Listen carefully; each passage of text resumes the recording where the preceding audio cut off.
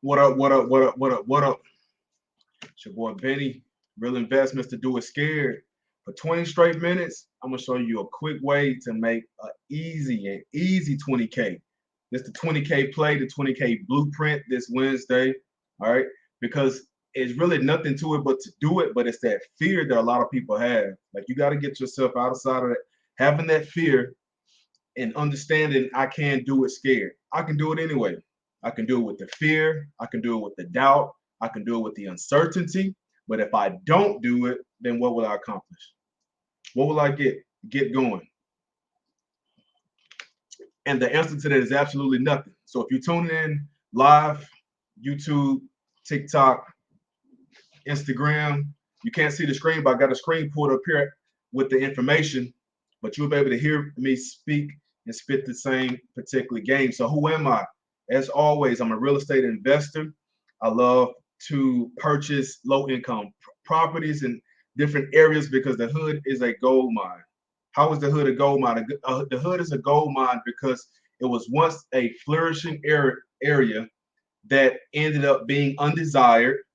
So it became, whether it was drug ridden, low income impoverished families living there, a lot of people had a disdain towards it because it was an eyesore to them, right? But that particular area, those areas are gold mines because people have to have somewhere to live. It doesn't matter what your caliber or what your economical status is or whom you are. None of that matters. What matters is being able to have readily available something that someone else needs. If you have that particular skill set and that mindset, you will always stay in business, no matter what it is. I'm an Airbnb super host. I love short-term rentals. Why do I love short-term rentals? Because I can take a property and instead of making $500 a month off of it, $350 a month off of it, I can make that within a day. I can make that within 2 days. I can make that within a week, right? So the average Airbnb property that I have on average is anywhere between $1,000 to $1,500 a month, and that's after expenses are paid. So once you tally those up and begin to do the math, then maybe it'll start making sense to you. I'm also a certified credit consultant. That is a particular portion that is added to my business to provide a service unto others because I was that person who had repossessions. I was that person who went into foreclosure.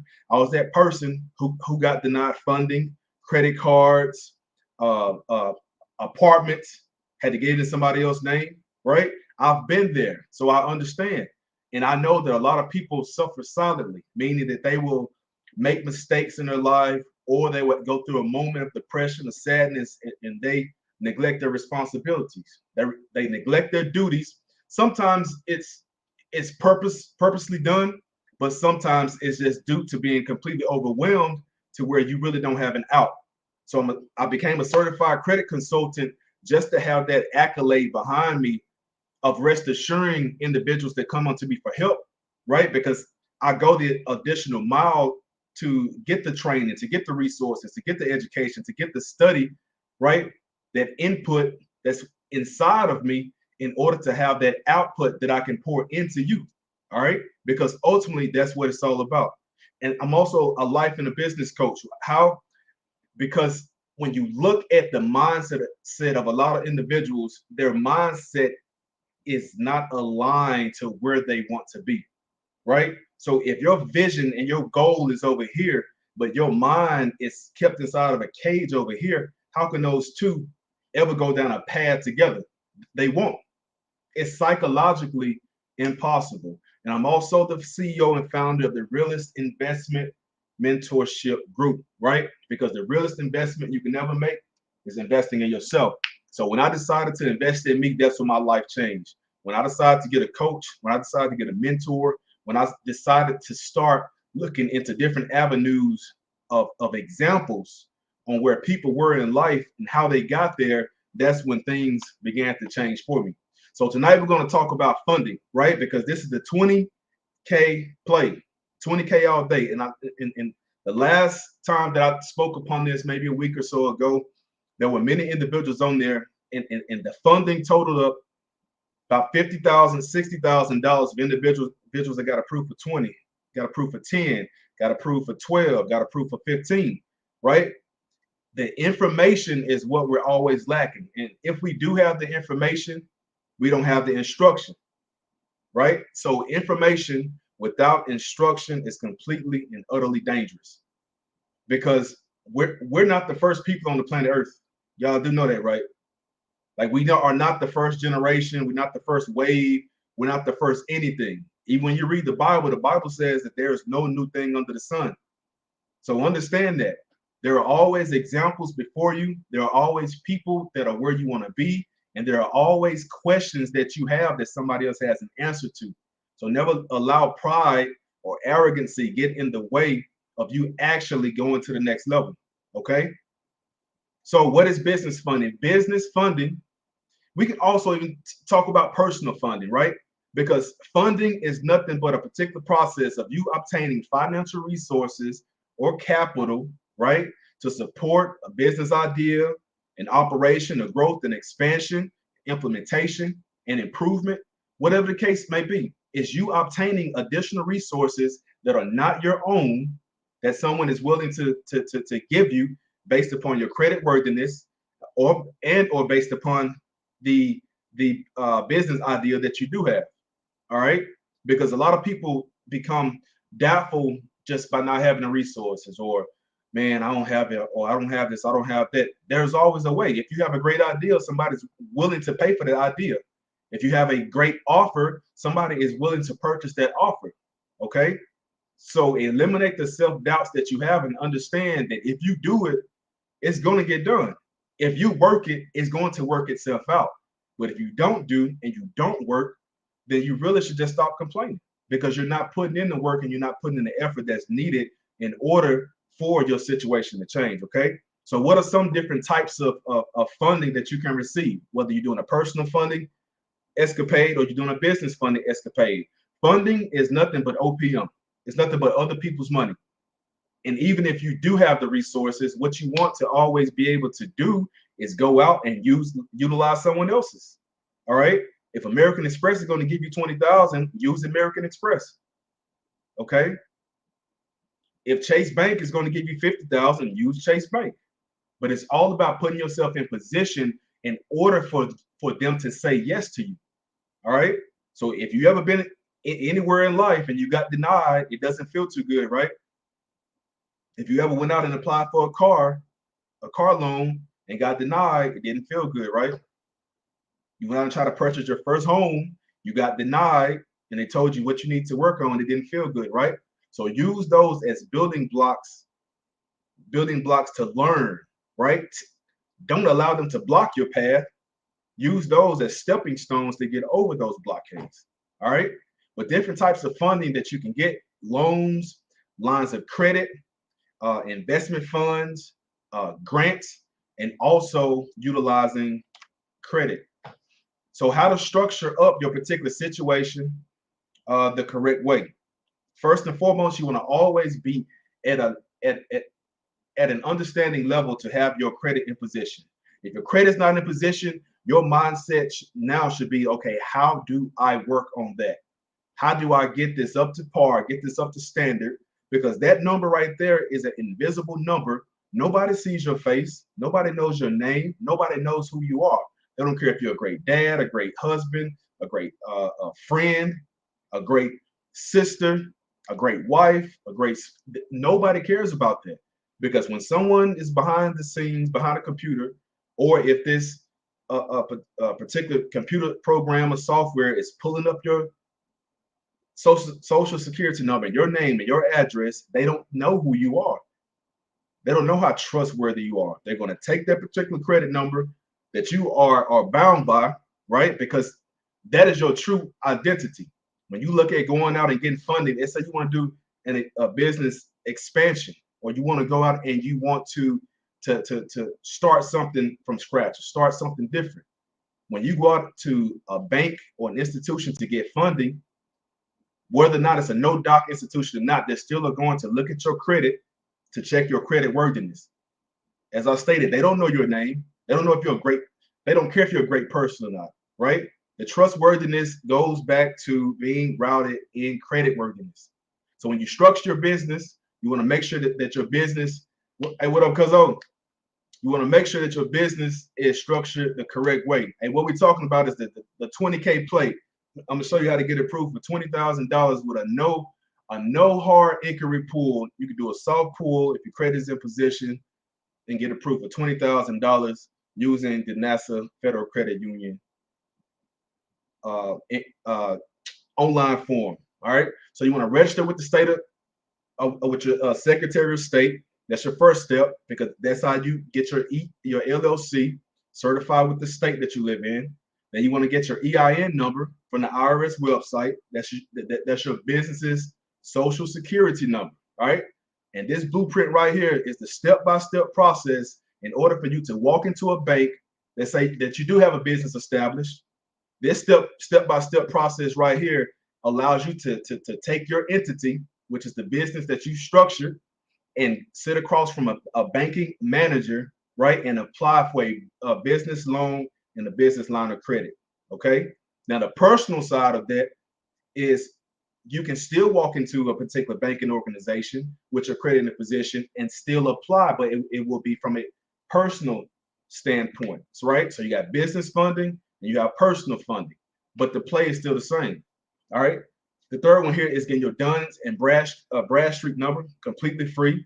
You want to have a professional business address. So if you don't have a brick and mortar facility, meaning if you don't have a solid building that you're operating outside of, you can utilize Regis.com, ipostal.com, and get yourself a digital address, right? Because you want to be presentable when you want to look professional when you're presenting yourselves into these institutions, into these banks. You also want to have a professional phone number, right? Not saying you can't use your personal phone number, but you want to have a separate phone number, whether it's a local number, right? That is not tied to a house phone or a cell phone or an 888 number or an 800 number. All right. You also want to have a professional website. Can you get away without having one? Yeah, yes, you can.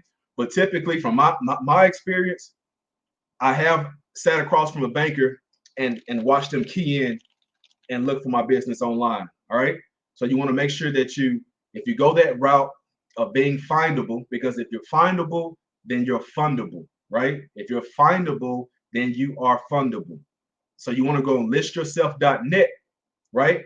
Listyourself.net, and then you'll be able to list yourself on Yelp.com, Google.com, be findable on Yahoo.com. The list goes on and on. So when you go to the World Wide Web and you type in your institution, your business, right? You will come up. Your website will come up. Your location will come up. Your contact information will come up. Your reviews will come up, right? Because you're operating yourself as a professional, operating yourself as a true business, right? Number 7 here, you want to have an operating agreement. The banks want to see how you are operating this organization with yourself, right? And it also, they want to see who are your business partners, who has ownership inside of your business. If no one has ownership and you're just a solo dolo owner, then that's fine and dandy. But you do want to have an operating agreement that lists out your LLC's resurrection date, right? When it pretty much was born. You want to have the format of the business, and you want to have the percentage of ownership that you truly have in it, and then you sign it at the bottom, and possibly could get it notarized, but it's not necessary. Now, this one is very important, and a lot of people don't talk about this one. You want to have meeting notes every 90 days. Every 90 days, you want to have meeting notes, right? To outline where you project yourself for the next quarter, right? Where do you foresee your business being in the next 30 days, 90 days, 3 months? Okay, bam. But beneath that, what did you accomplish based upon the previous 90 days? So every quarter, you want to have either a company wide meeting to where you take a meeting notes, or you want to have a meeting discussion with yourself to where you're brainstorming on how to take your business to the next level. Why? Because now that is showing the banks that you are serious about what you have going, and you're actually serious about projecting yourself to the next level. And now they can see the growth and the potential, because now you actually have a documented log and tracking system. All right, free game. The last one here is you want to ensure that you have a business checking and savings account, because the banks are not fond of individuals who commingle their funds. So you got your personal checking account, and you have your all of your business funds going through that, and you're pulling your house expenses out of that same account, pulling your business expenses out of that same account. Everything's coming in inside of that, and you're really just kind of playing around with that. That is controlled chaos. Okay, you may seem like you have it under control, you may think you have it under control, but what you want to do is be able to separate business from self. Okay, so this the 20K play right here. All right, so what you want to do is go to applycs.nasafcu.com, APPLYCS NASAFCU.com. All right, because this is how you get funded, and it goes two ways. Because I like to trial this test, because it proves the caliber and the confidence of individuals, because everything in life only goes two ways. It goes the way you project it to go, or it goes in an alternate direction that forces you to adjust and pivot to get back on track.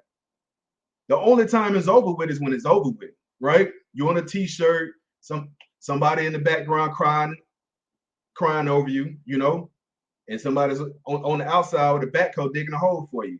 That's the only time anything in life is over with, right? Meaning what? So it is never too late to go to the next level. Okay, so what you want to do from there is you want to apply.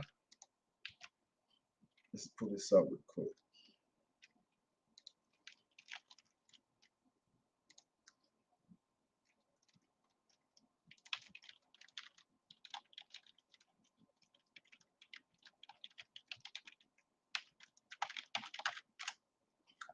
Could you repeat the website, please? Yes, you want to go to apply CS. You know what?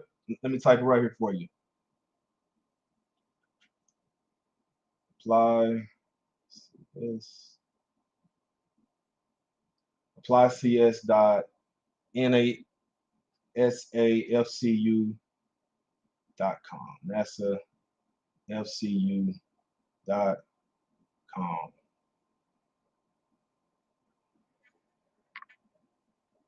All right, so let me know when you get there, because what I'm gonna do, I'm gonna walk you through it step by step on what to put in here.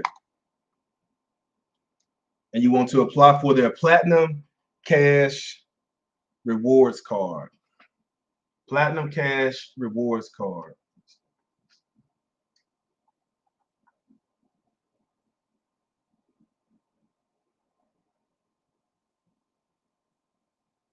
Yep. Platinum Cash Rewards Card. You want to put your first and last name. You want to put your email address. For the annual income, you want to put $140,000. Okay, 140,000.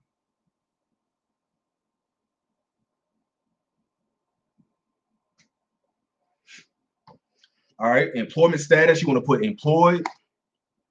Then it's asking for your home, street, address, city, state, zip code. Citizenship, I am a U.S. citizen. Then you want to put your date of birth in there. All right. Lastly, is asking for your mortgage and rent payment. For mortgage and rent, you want to put $500 in there. The mortgage and rent payment, put $500 in there. Then from there, it's two boxes at the bottom. It says by providing information in this pre-qualification, right? And what's a pre-qualification? Pre-qualification is a soft pull.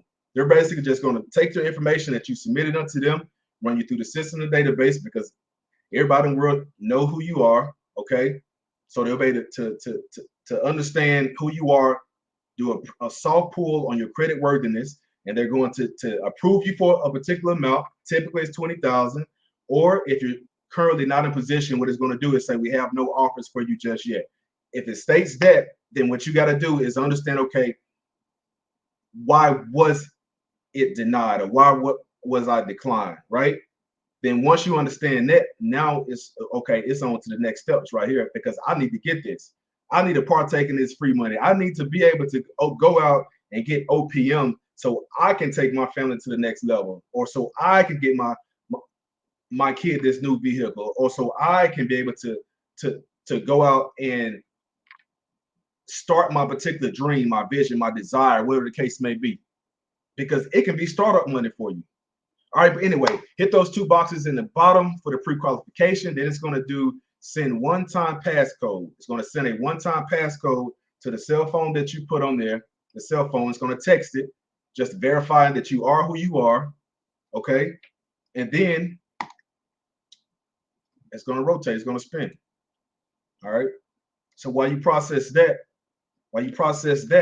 okay, we're going to move on to the next step. So qualifications to getting funding, right? So you want to have a 2-year credit history. You want to have personal credit cards that are at least 2 years old, 2 years old and above, no late payments in the last 2 years. And you want to have your credit utilization under 30%, but 10% is superb. All right. So credit utilization, when you go into that, let's say if I loan you $1,000, you take the $1,000 and you use $999 of that money, your credit utilization is going to be very high because you're going to be at 99% of utilization. But if I loan you $1,000 and you only use $100 of that money, then now your credit utilization is at 10%, right? So institutions, although that they may approve you for a large amount, if you are not up to speed as far as being able to pay it off during the statement date and not the due date, then what you want to do is make sure that you're either paying it off frequently so the utilization doesn't get too high, or you want to have a plan in place to always be able to pay that percentage of credit utilization down, because what it does is that it drops your score the more funding that you use that they have allocated for you. All right.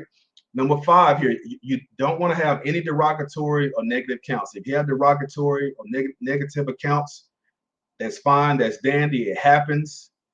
But you want to work on getting those removed. Like the one of the biggest pet peeves of mine is that people will sit back and allow themselves to bathe and bask in a situation that's fixable. Okay, so if you have negative and derogatory accounts, you want to be able to switch your mindset, switch the way you think, right? And begin to work on getting those removed. All right. Number 6, you don't want to have any new accounts within the last 6 months, right? Because they don't want to see an individual that's running out here being desperate, right? Desperate and asking this person for money, asking that person for money. They want to make sure that you're not out here credit seeking.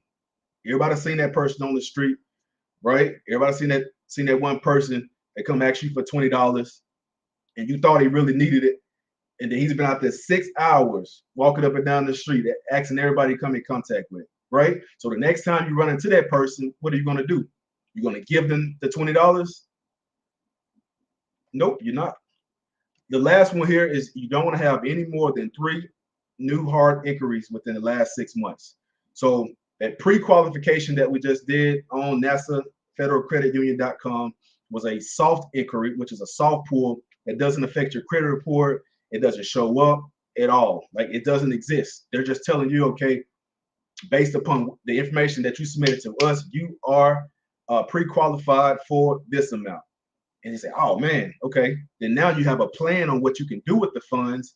Then what you would do is then you would take them up on their offer, and then they're going to hit the credit reports, TransUnion, Experian, and Equifax, and say, okay, this person applied for a line of credit. We have loaned them $20,000. Their current balance is 0. Okay, now it's going out. All right. But as far as the soft pulls is concerned, there aren't any. So the last one here, because like I said, I was going to do the 20. Oh man, I'm 4 minutes over. All right. But I tell you what, I got 3 more banks for you. They're going to close out. What are some good banks? All right. Because funding will change your life. And even if you go back and you analyze this information and you take it up, the only thing you have to do is just DM me or at me and say you got approved for whatever amount. Because these 3 I'm about to give you next are also soft pulls. But what you want to do is find out where you are. Are you getting approved, or are you get denied. If you're getting approved, that's great. If you're getting denied, then let's figure out what's going on. Okay. So lastly, we're gonna go through these 3 banks and then we're gonna shut it down. Upgrade.com. Upgrade.com. That's Upgrade Bank. They offer funding. Okay. And you can do the pre-qualification for a business credit card with them. Or you can go and take them up on a personal. Right. So tonight I want to be able to offer both particular, because I'm normally the business funding guy, but you can also what we call PG, which is personal guarantor, a lot of these things to where you don't even have to attach it to your business. And then once you start understanding that, then what you'll end up doing is start getting funding on the personal side, then getting funding on the business side, and then getting those inquiries removed, and then just rinse and repeating the process. But that's for another day. Okay. SoFi Bank, SoFi.com, SoFi.com. Lastly, here you have OppLoan, OPP Loan Bank. That's OppLoans.VIP. Okay. So funding will change your life. Me, I love credit. And why do I love credit? Because there's a such thing as good debt, and there's a such thing as bad debt. If I were to take $10,000 out, I said, man, I got $10,000, man, proof of $10,000. I go to Paris, right? Or I go to Dubai. And while I'm in Dubai, I rent a Lamborghini for 3 days. That's bad debt, because now I've used the funds that I had available and I splurged on them to yield no return, and also to not yield any additional funds to pay back that money that now I owe. That's bad debt. But if I were to take that same $10,000 and I bought a property, right? Let's say I bought a rundown house, but it's in a developing neighborhood.